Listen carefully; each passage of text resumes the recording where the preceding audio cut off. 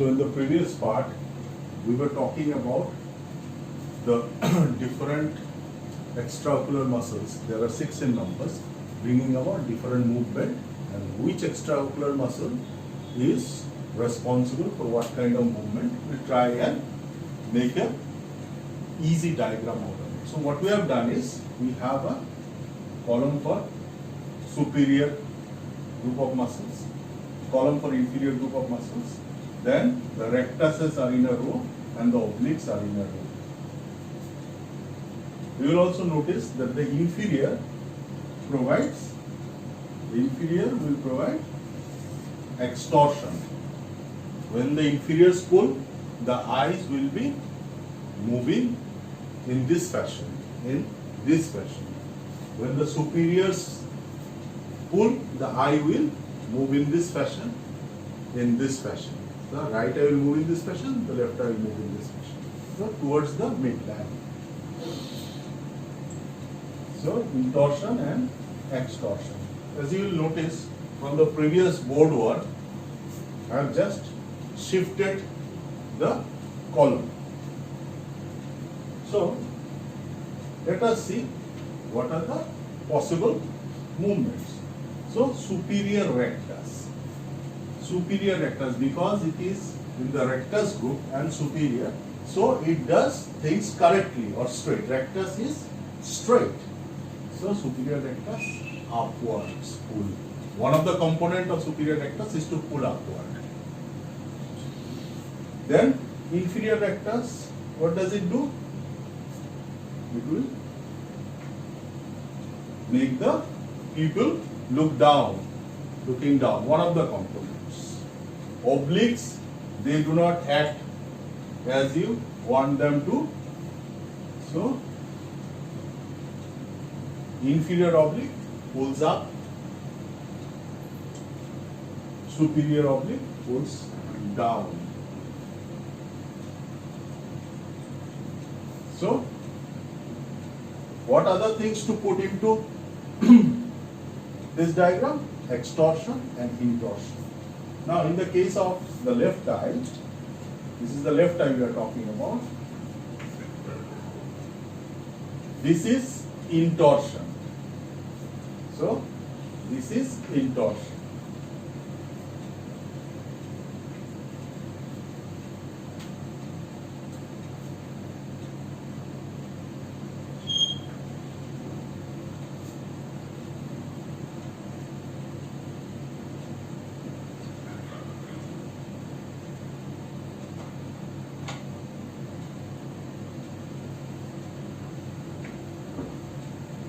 This is intorsion.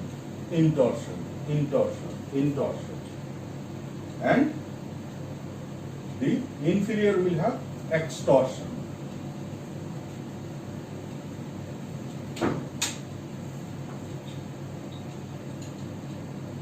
So extorsion.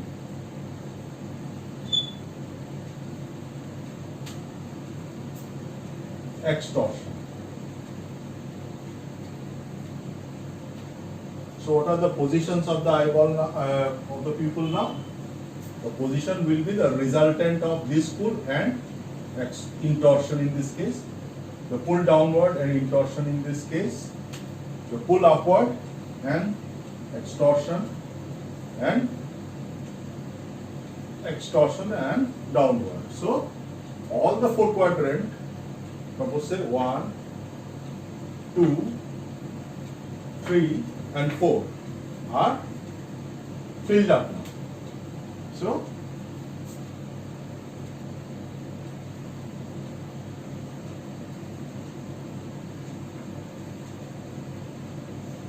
what I have drawn here is this.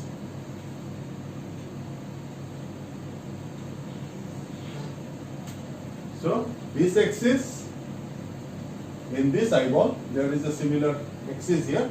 There is shift of this axis. Intorsion will shift this axis this way. Extorsion will shift this axis this way. So this is the axis I am showing. Now we have only accounted for 4 muscles. There are 2 more muscles to be accounted for. One of them being medial rectus, the other being lateral rectus. Medial rectus and lateral rectus. So you see, the unitary pull, or only if a single muscle pulls, the eyeball is shifted to a oblique position. Take this example. Look at my left eye. The superior rectus is pulling. My left eye will go up and to the right. So, and it is also accompanied by my right eye going up and to the right. Okay. So, because we have conjugate motion of the eyeball, the motion in the left eye is accompanied by the same motion in the right eye.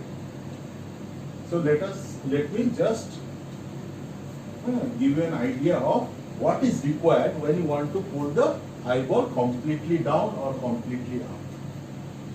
So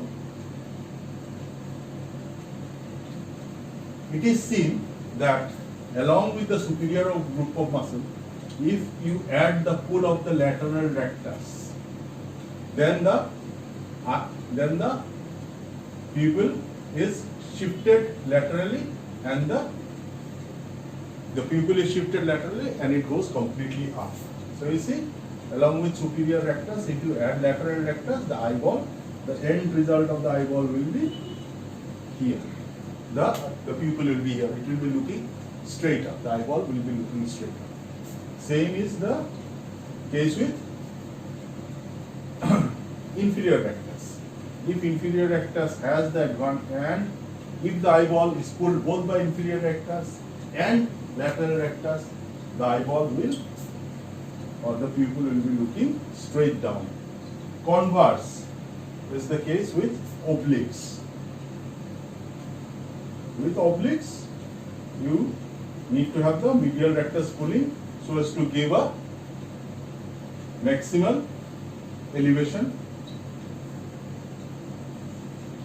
The medial rectus pulling to have a maximal depression.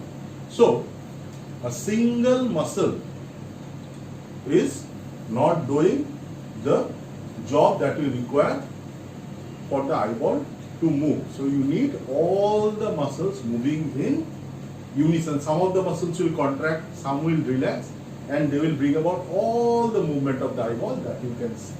So let us see what are the corresponding muscles in the right eye to bring about the same kind of movement. Just draw a mirror image for superior rectus. The position of the eyeball will be here. It's a mirror image. For inferior rectus, it will be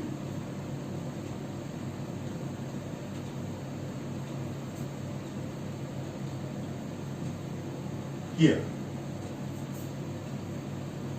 For superior oblique,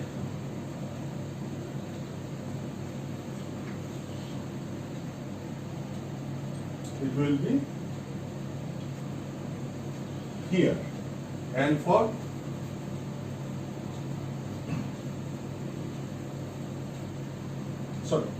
inferior oblique, this is inferior oblique.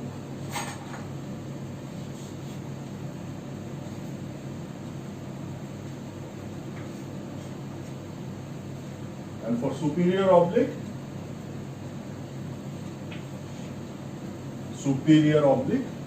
the eyeball will be, or the eye will be looking at this direction, downward and to the right. See, now suppose I want to make a specific movement.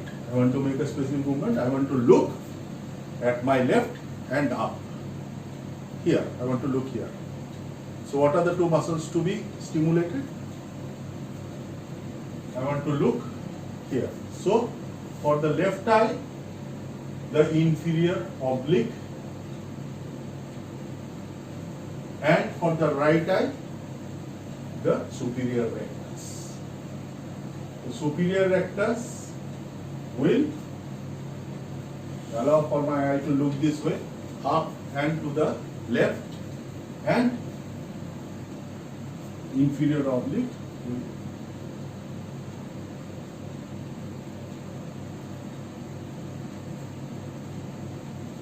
will allow for my eye to look up and to the left. So these are complementary muscles. So you can see complementary muscles. This is complementary for this. This is complementary for this. So inferior rectus is complementary to superior oblique. Inferior oblique is complementary to superior rectus.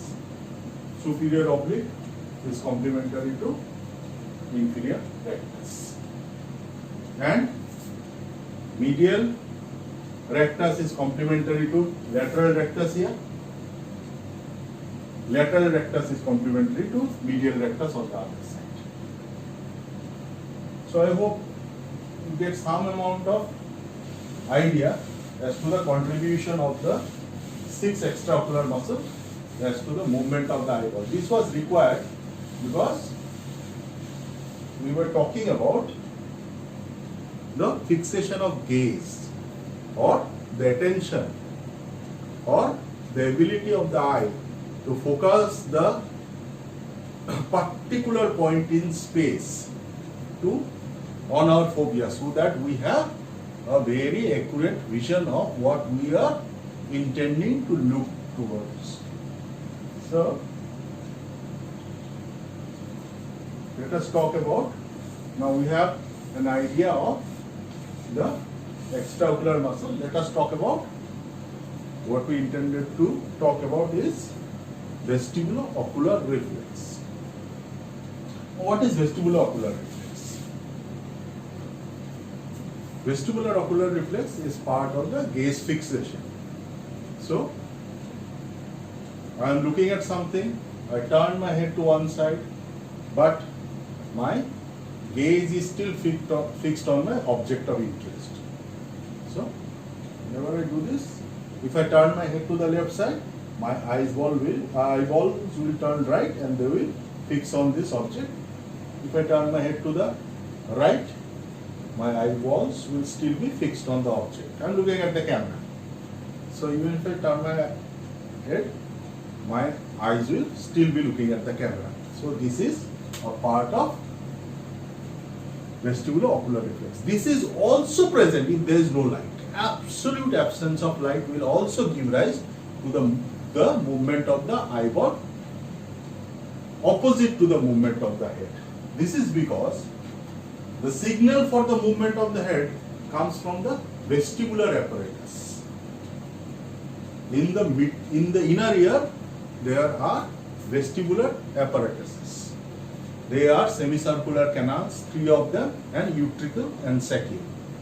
So the majority of head movement is done in a horizontal fashion.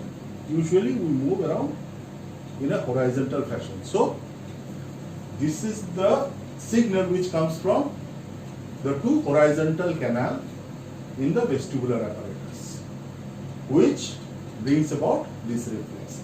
So stimulation of the horizontal canal, both right and left, will bring about the change in the gaze of the eyeball.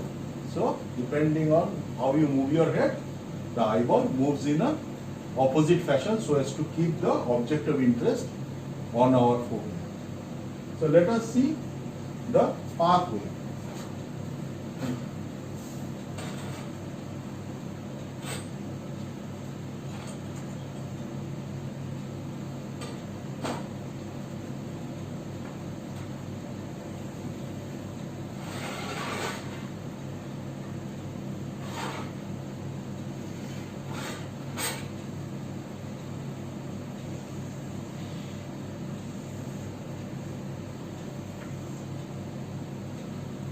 I have drawn, let let us say this is the left eye, this is the right eye. The person, the subject is looking at the left now. Turned his head towards the left. So towards the left. But it is seen that the eye is, so the head movement is this way, but the corresponding movement of the eyeball is in this way. So this is head movement, direction of head movement. Head moves this way. The eyes move the opposite way so as to keep the object of focus on the fovea. So you see, in order to move the eyeball in the right, towards the right, two muscles must be active. Two muscles must contract. On the right eyeball, the lateral rectus must be activated, and on the left eyeball, medial rectus must be activated. Medial rectus must be activated. Now, what is the cranial nerve for lateral rectus? We all know the cranial nerve for lateral rectus is the sixth nerve or the abducens.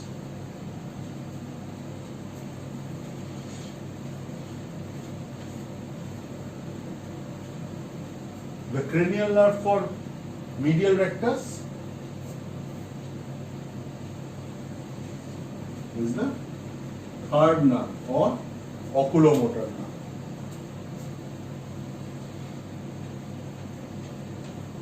So we need both these cranial nerves in order to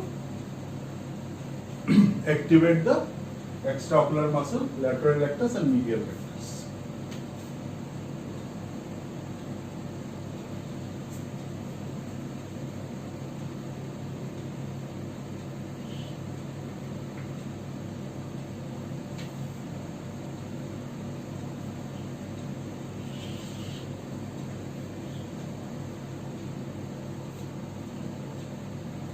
Now, as discussed previously,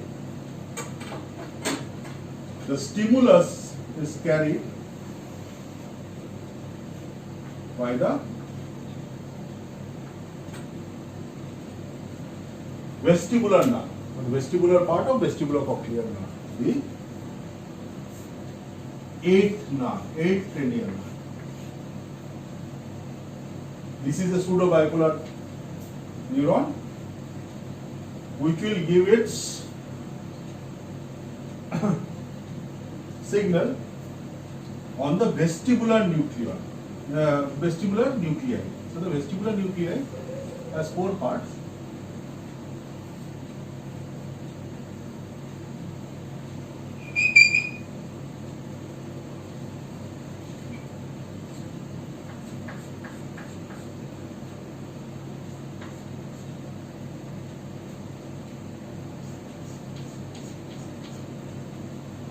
So it has superior, lateral, medial and the descending part. There are four nuclei. It's quite long and big. So the vestibular nerve in this case gives its axon, provides signal to the medial nuclei.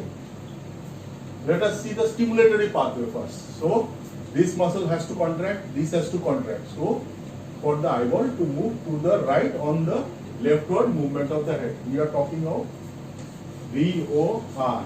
Please remember, vestibulo-ocular reflex.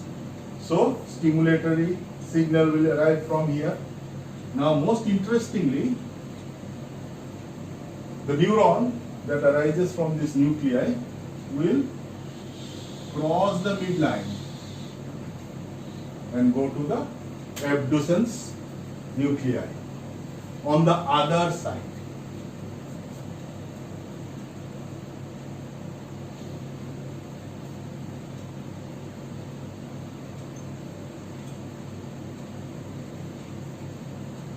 So it will, this is a stimulatory excitatory signal conveying another excitatory signal to the abducens or 6 cranial nerve nuclei on the other side, thereby exciting the 6th cranial nerve. Abducens nerve is excited and contraction is possible. What about this? We see signal which has arrived here, excitatory signal which has arrived here, is also provided to another nerve which again crosses over to the other side.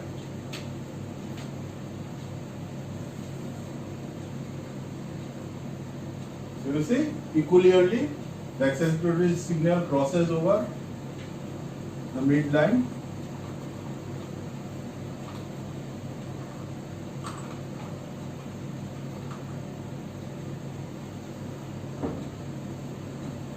Crosses the midline once and then it crosses back again. So in order to stimulate the 6th cranial nerve, the abducens nerve, and the 3rd cranial nerve, the oculomotor nerve. This tract and this tract is a very important tract. This is known as the medial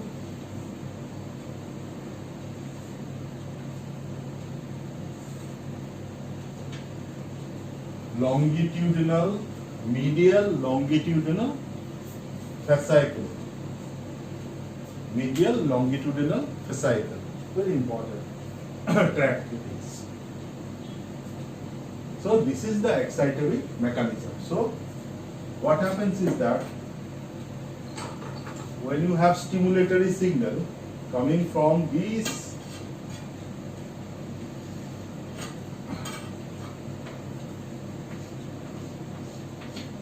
horizontal canal.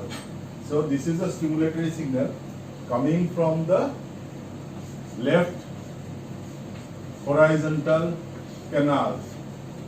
When the head turns towards the left, when the head turns towards the left horizontal canal is stimulated.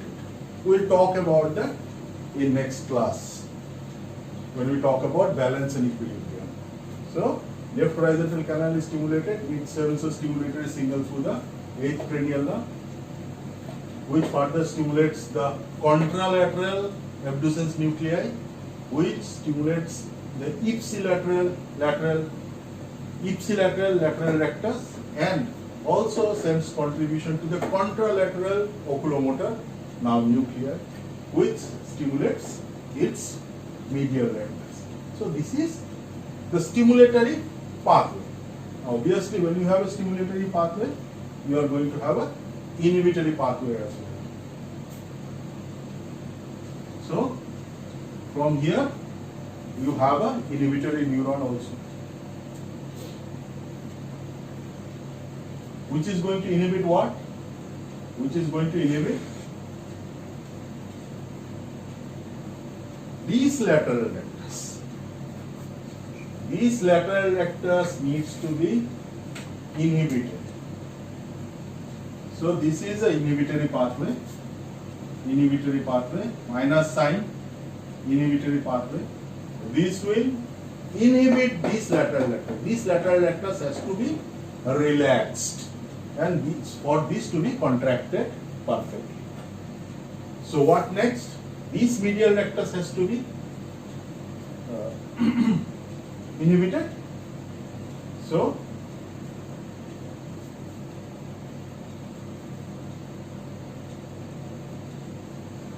this medial rectus is again inhibited. See there is a contralateral, there is a tract which carries excitatory information or inhibitory information from one abducens nuclei to the contralateral oculomotor. Same is the case here. There is another tract here. So this tract is now carrying inhibitory signal on this medial rectus. So this is the inhibitory interneuron. So you have a inhibitory interneuron going from the vestibular nuclei to the ipsilateral abducens nuclei, which inhibits its own lateral, the ipsilateral lateral rectus and the contralateral medial rectus. So this is the inhibitory pathway for VOR. So this is the pathway for VOR. One. Now what about the horizontal canal on the other side? The right horizontal canal. The right horizontal canal is, on movement of the head to the left, the right horizontal canal is depressed. So the right horizontal canal. What happens to the right horizontal canal? It is depressed. Means that the signals that we have drawn here is like this.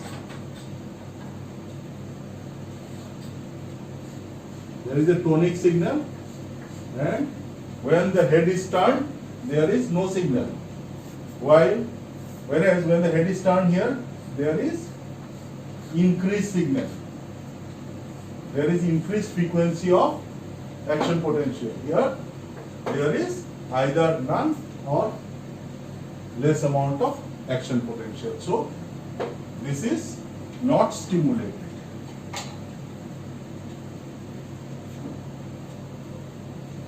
And then it sends its signal to the contralateral vestibular nuclei. Here also you have vestibular nuclei, contralateral vestibular nuclei. Over here, interestingly, you have a inhibitory interneuron. Now what happens is that in this scenario, when the head is turned to the left, there is excitatory impulse turning the eyes to the right.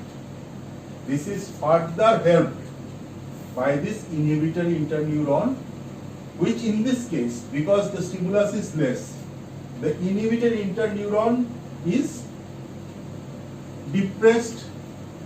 One.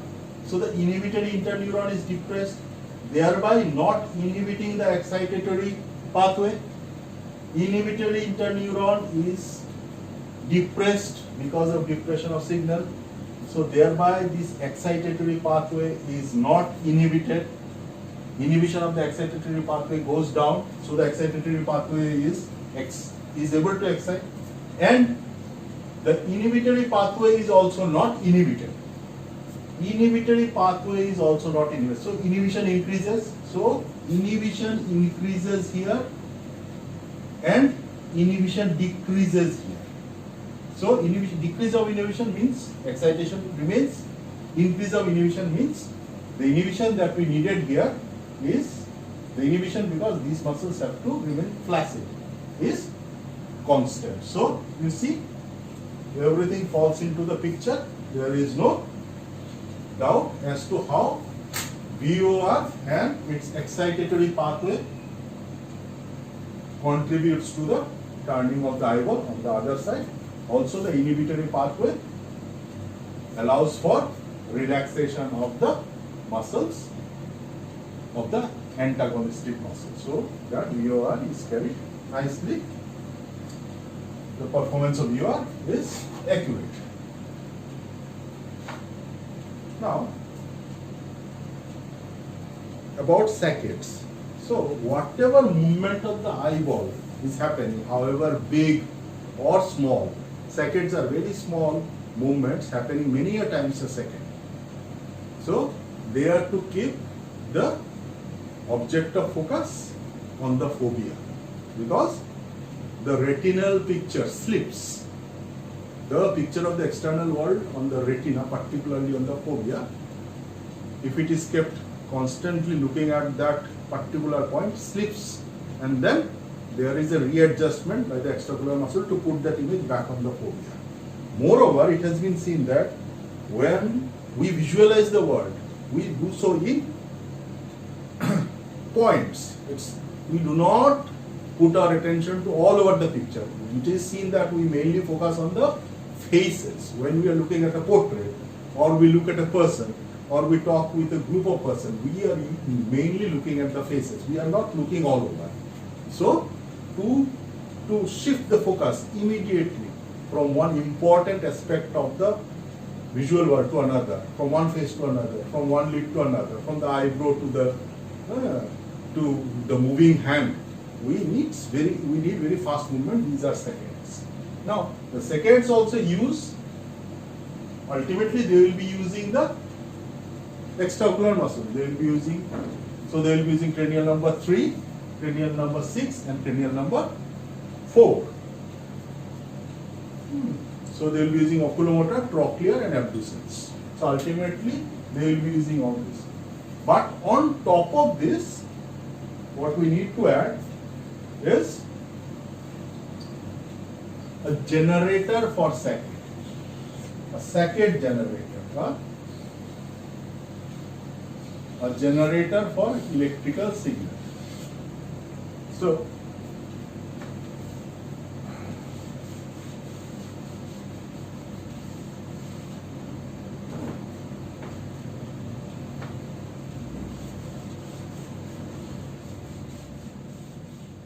we have a group of nuclei